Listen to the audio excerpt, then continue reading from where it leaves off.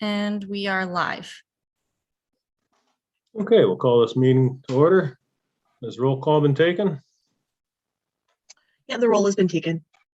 Okay, thank you. Okay, I'd just like to remind the committee and our viewing public of a few procedural rules for a virtual meeting and operating as efficiently as possible. All members will be muted for the meeting. To reduce feedback, all web cameras for committee members shall be turned on to ensure to track quorum. Staff will be requested to join the video meeting should the need to answer questions of members of the committee arise. Any member of committee should indicate they wish to speak by pressing the raised hand button at the bottom of the screen. Clerk staff will lower the hand when you have been recognized by the chair for your speaking opportunity. In the event a connection service interruption occurs that affects quorum of the committee, we may recess the meeting for up to 15 minutes to regain quorum. If quorum is not achieved, the meeting will be adjourned. All members of the committee participating via online video conference will vote using eScribe, as long as it works, and the clerk will announce the vote results. Members of the public who registered as delegates are now able to take part electronically via webcam or via telephone for the meeting. All rules for delegates under the city's procedural bylaw continue to apply. Declarations of conflict of interest. Does anybody have any conflicts they wish to declare? Seeing none. Separation. Are there any separations people would like to see? Councilor Van Tilburg. 5.11. Okay. Any others? Mayor Davis. 5.2.2.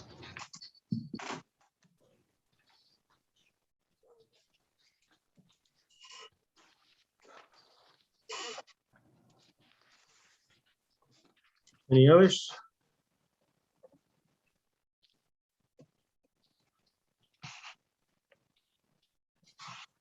Okay, can I get a motion to approve all the ones not separated?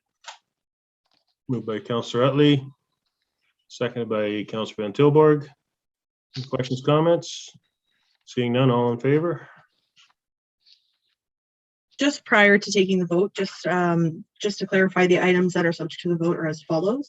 Item 5.2.1, 2021 capacities on designated public institutions, and item 5.3.1, the minutes. We will do the vote in eScribe. It does appear to be working. If you all have your iPads there, just give me 1 second. I'll pull that up for you.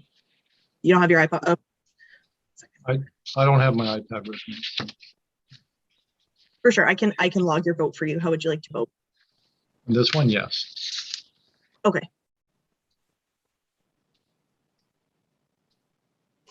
Okay, mine's not coming up right.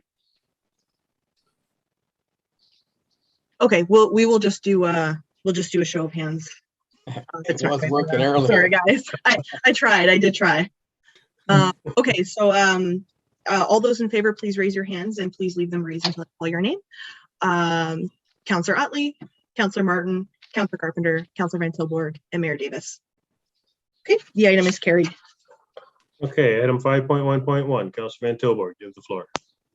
Yes, I have a question. What was the target that for the city controlled budget that we were heading into at this time last year? Was it also 2.75? Through you, Mr. Chair, the council approved target was 2.5%. I believe staff had recommended something slightly higher, but council approved a target of 2.5 and then directed staff to identify additional reductions if they were necessary to get to both 2.25% and 2%. That was not necessary because we did come under 1%. Okay. I guess that's my question then. Thank you. Any other questions? Seeing none, I have. Oh, go ahead, Councillor Utley. Thank you, Mr. Chair. I just want to confirm that 2.75 target does not include any unmet needs. Through you, Mr. Chair, that's correct. There are no unmet needs built into this, just the cost of annualizing unmet needs that were included as part of the 2021 approved budget. Thanks, Joel. Okay, Councillor Carpenter. Thank you. I'd like to move an amendment from the 2.75 to 2.00. Seeking a second. Councillor Van Tilburg is seconding. Questions, comments? All right, we'll call the question on the amendment. All in favor?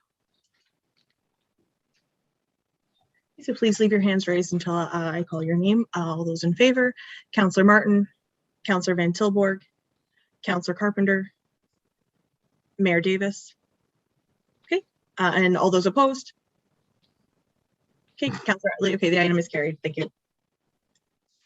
Point of order, Mr. Chair, if I can, if we can just ask a question, the 2.75, as the Councillor Carpenter is referencing, is it to the first 2.75 in item B/4, or is the second one at item E for the agencies? There's two of them in there. I just want to make sure we're clear on which one it is we're changing. I'm assuming it was both, but Councillor Carpenter. No, that's correct. The chair is correct. Great. I just for staff's purpose, I want to say we're clear. So thank you. Okay, my question is, why are we waiting till January to start the budget process?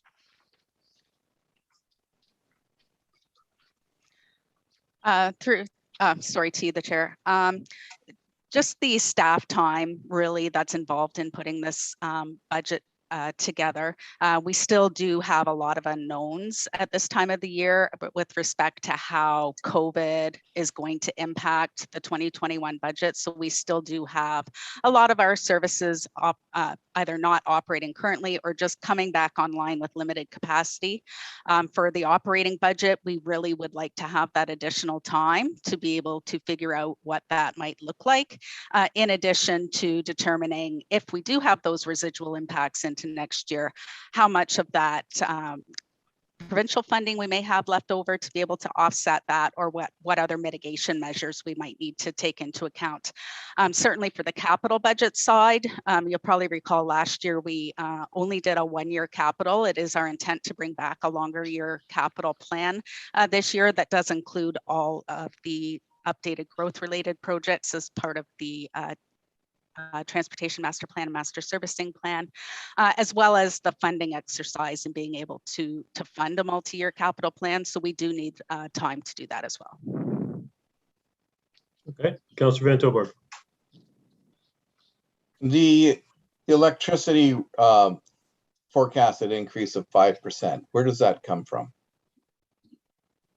Through Mr. Chair, we did work closely with Brantford Power in determining this number. So they are in the midst of submitting a new rate application, and some of the staff at Brantford Power did assist us in determining where those rates might land on the types of accounts that the city has for electricity, and that's where the 5% came from. And is that based on the current number of buildings we have in operation right now?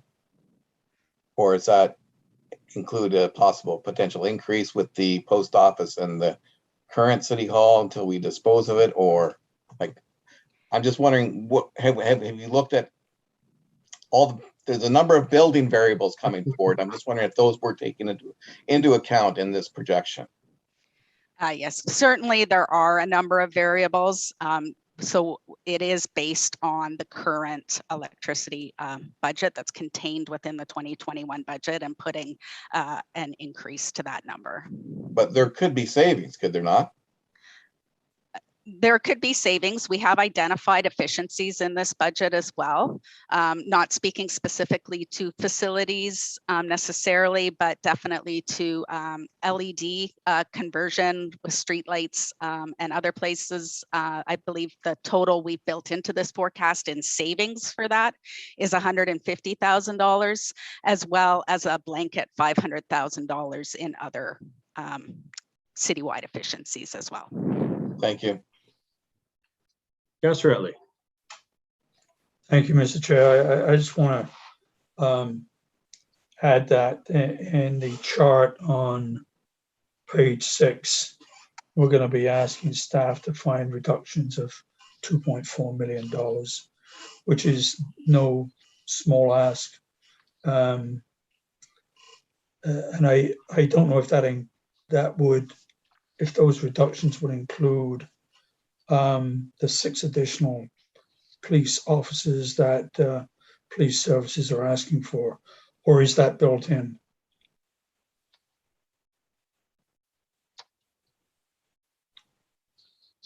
Did you want to go ahead, Brian? Or No, if you know the answer, Joelle, go ahead. If not, I'll back you up.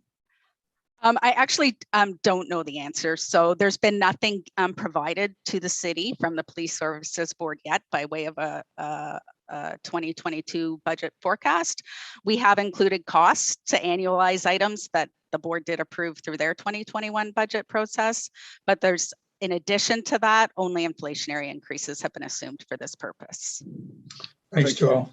If I can, yeah, just add to Joelle, if I can, through Councillor Martin, the chair. Yes, the police did have 6 extra special constables. They pulled them out, they put them back in. So at this point in time, Councillor Utley, they are not in there at this point in time. That would be in their submission. And if they, if this memo were to go through, they'd have to try to come in with a goal of 2%. And how they did that, they'll have to figure out to the Police Services Board, but it's not in there at this point in time. Thank you, Brian. Thank you, Mr. Chair. Any further questions or comments? Seeing none, we'll call the question. All of those in favor, please raise your hand and leave them raised till I call your name. On the item as amended, Councillor Martin, Councillor Van Tilburg, Councillor Carpenter, Mayor Davis. Those opposed, Councillor Utley are opposed? Okay. Okay, so item 5.1.1, 2022 budget direction and guidance carries as amended. Okay, that's it for items that were separated. Brings us to 6.1. Councillor Carpenter, if you could move your resolution. Well, Thank you. yeah, Mr. Chair, I think I'd ask for 5 point.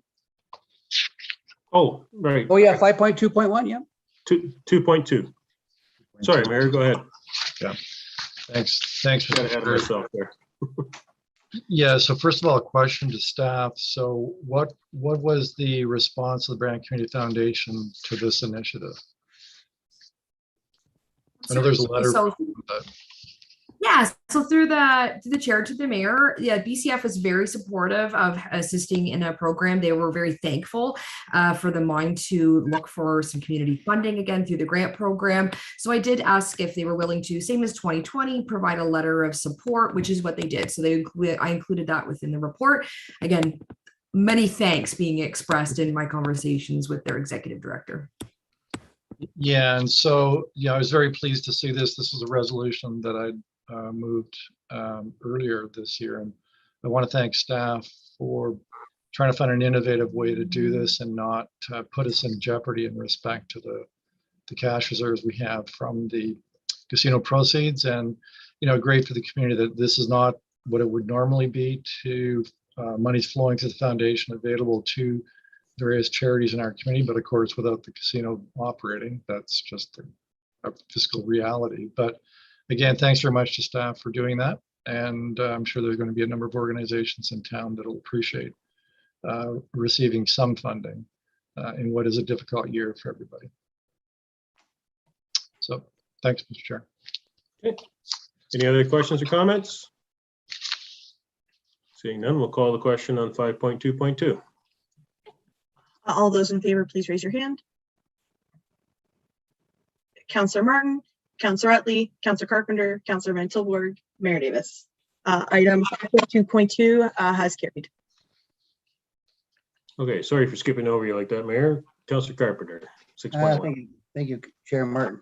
Whereas the COVID-19 pandemic continues to affect many property owners, and whereas many property owners have lost a portion of their income due to the continuation of the pandemic, whereas the property tax due dates for 2020 have already been established as June 30th and September 8th, whereas late payment charges and penalty and interest can cause significant financial hardship for property owners, I should say business owners as well, who do not pay their property tax on time, and whereas the bylaw 117 in the year 2021, which is a collection of taxes, was passed on May 25th, 21, and established the rate of penalty for interest on unpaid tax. And therefore be it resolved that Council Corporate City of Brantford approved late payment relief on unpaid 21 taxes from September 1st, September 1st, 2021 to December 31st, 2021, and that a bylaw to amend section 6A of bylaw 170-21 be adopted by council, replacing 6A in its entirety with the following.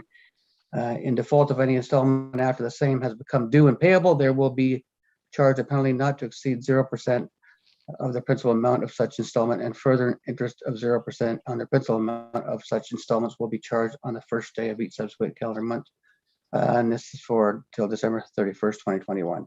And I'm just bringing this forward because I had a number of constituents ask about why we had this relief at the beginning of the pandemic, and it just dropped off all of a sudden. Yet the pandemic's not gone, and people are still suffering the penalty. So I told them, I promised them I would bring it forward to the Finance Committee, and this was drafted some time ago, but of course we didn't have meetings, and to see if we could, the Finance Committee would support it. I see as a Councilor Van Tilburg seconding it. Thank you, Councilor Van Tilburg. Okay, any questions, Councilor Utley? Thank you, Mr. Chair. Through you to staff, what is the process when people ask for relief? How do they go about doing that? Pat Talfer, a manager of revenue and tax collector. Well, usually it's through a phone call. They would call up and express their inability to pay their taxes and ask for us to remove any penalty interest from their account.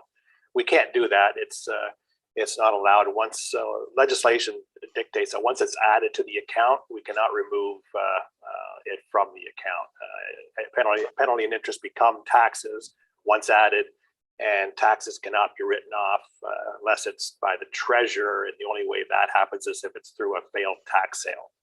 So it cannot happen once it's been on the account. And are these usually the majority residential taxes or business?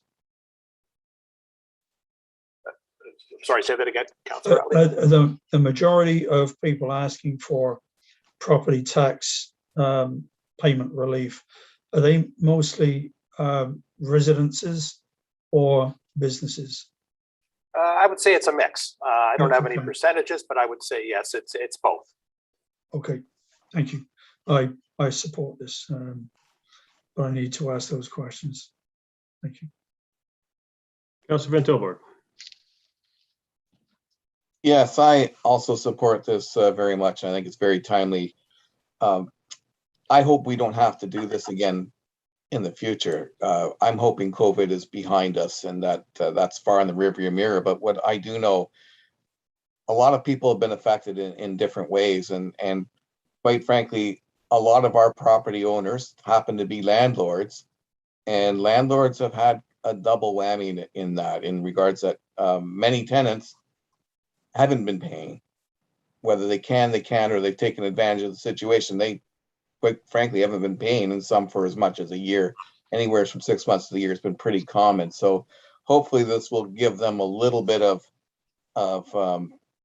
breathing space, minor breathing space, certainly an understanding from us. It's I think the least that we can do under the circumstances, so I'm happy to support it. Okay, Mayor Davis? Thanks. Just a couple of questions for staff through you, Mr. Chair. What is where do the arrears sit right now in comparison to the historical level of arrears? The dollar value of arrears outstanding right now is currently sitting at 13 million. That is basically right where we normally are. It can range anywhere from 11 million to 14 million, depending on the time of the year. Usually after the first installment, it's higher, which is we are right after the first installment of the final billing. So people miss the first installment, we send out arrears notices, and then by the second installment, it comes back down again. So I'm expecting after September, it'll come back down again. Based on number of accounts outstanding, we're actually low. I did an analysis today, ran a report. There's about 3,000 accounts in arrears. That's at the low end of a range that I track. Normally it's anywhere from 3,000 to 4,500. So we are not experiencing any excessive levels of arrears or people or accounts in arrears, I should say.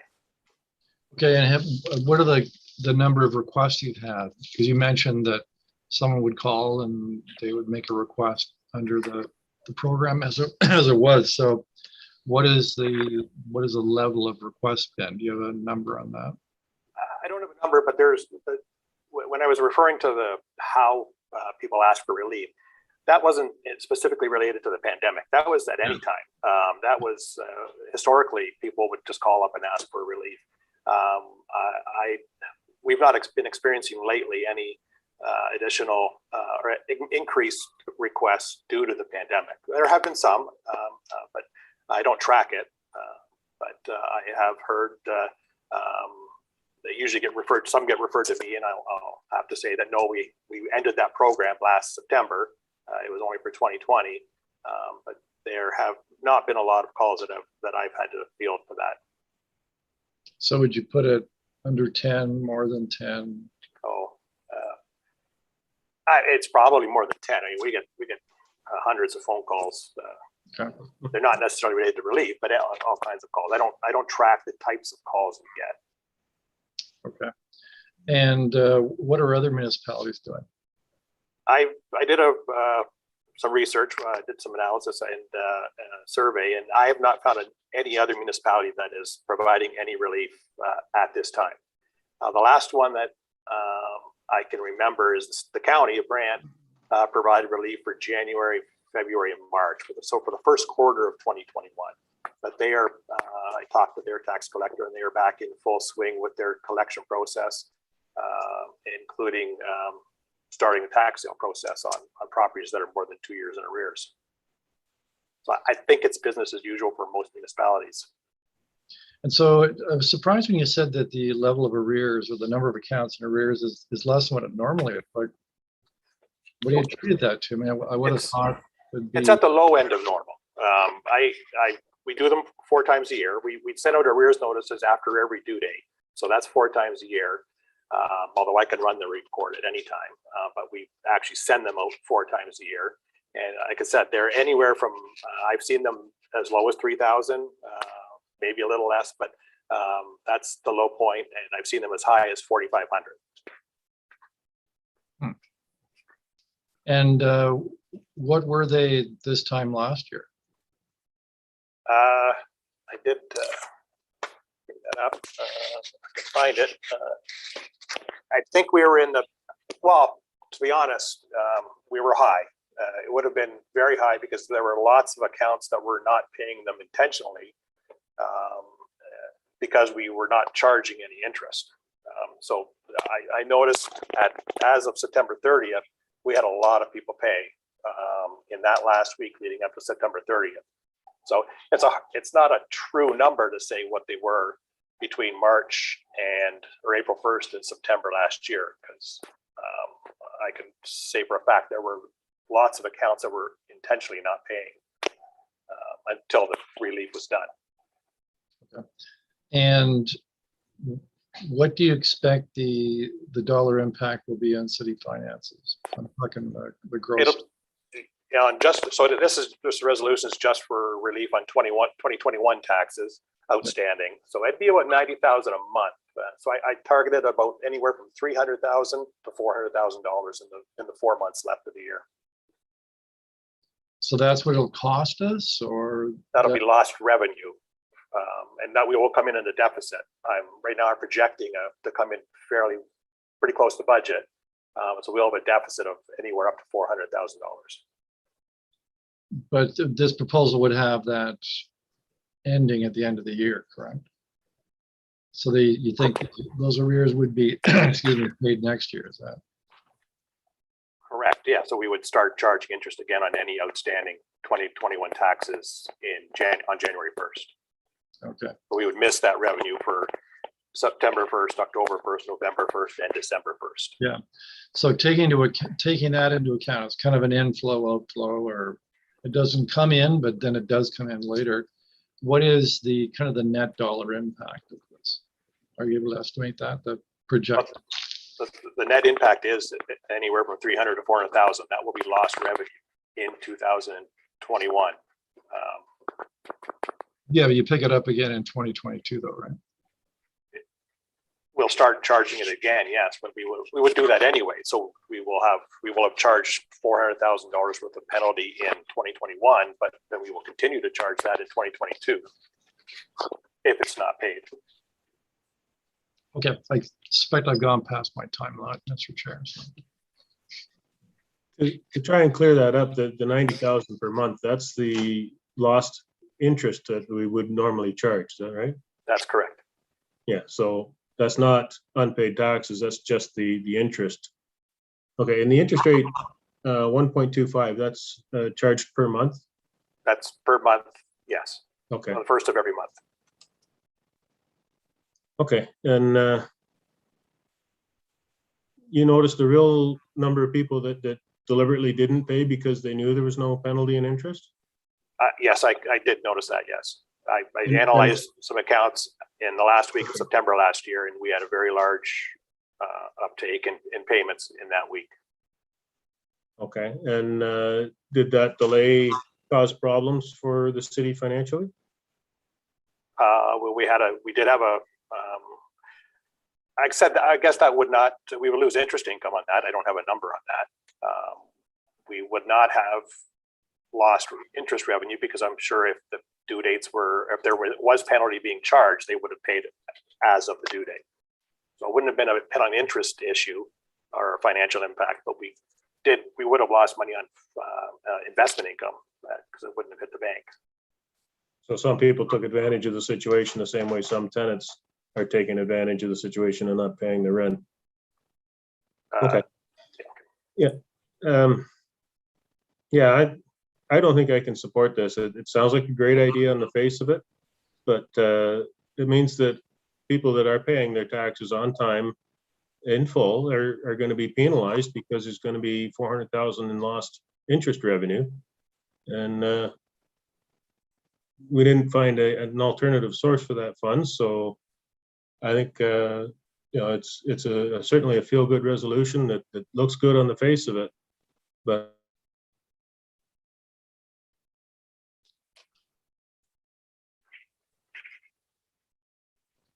I think we lost you, Chair.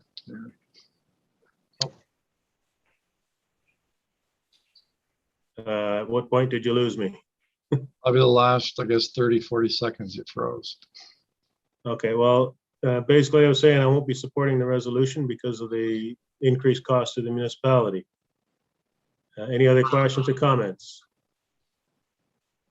Mayor Davis. Yeah, I agree with you, but for a slightly different reason. I mean, we just in our previous resolution with that amendment, we've set a very challenging target for staff for the coming year. And if this then results in us starting the year 2022 with a deficit, which then has to be made up in the budget for 2022, it's kind of making what is going to be very challenging budget situation. That, we're trying to keep the taxes low next year for all of the taxpayers. And this one is going to exacerbate that and make that a much more challenging target. And so because what we did earlier in this meeting, I don't think that, and also because other municipalities aren't doing this, I mean, that's a relevant factor. So I have difficulty doing this on top of 2%. And so I can't support that. Sympathetic as I am to try and find some relief, but and also we don't seem to have an arrears issue right now that's out of the ordinary that we're told is at the low end of the range. So. Okay. Seeing no further questions or comments, we'll call the question. Okay, all of those in favor, please raise your hand. Councillor Van Tilborg and Councillor Carpenter. All those opposed, please raise your hand. Councillor Utley, Councillor Martin, and Mayor Davis. Item 6.1 fails, 3-2. Okay, we have no notice of motion. Any questions? Seeing none, with that, we're adjourned. Thank you, everyone. I had a question, if that's okay. Oh, okay. Yes, it would be to Mr. Hutchings, our CEO. Could you tell me why our marketing division would have put on our website that one-way streets are more efficient for businesses than downtown core? And whatever the reason that that was done, could you provide me with the backup data that they used to come to that assumption? Sure. I can't provide the answer at the moment, Counselor. I'm not sure where the post, but I will find the information and get back to you. And could you also get back to me on who gave them such direction to post something like that? Thank you. On the one-way streets. Yeah, thank you. Okay. Okay, any other questions? Seeing none, we're adjourned.